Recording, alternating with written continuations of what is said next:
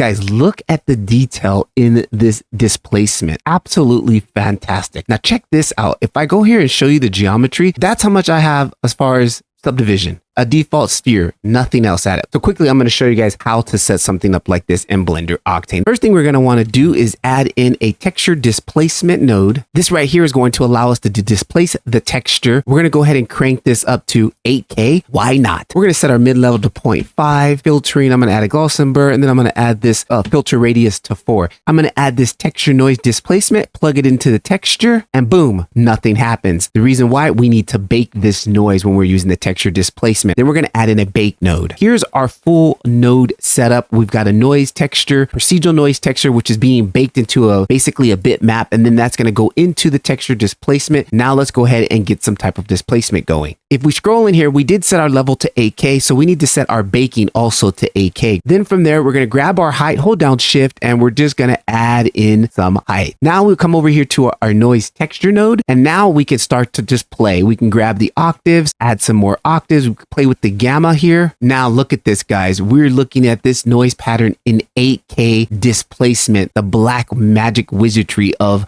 Octane Blender.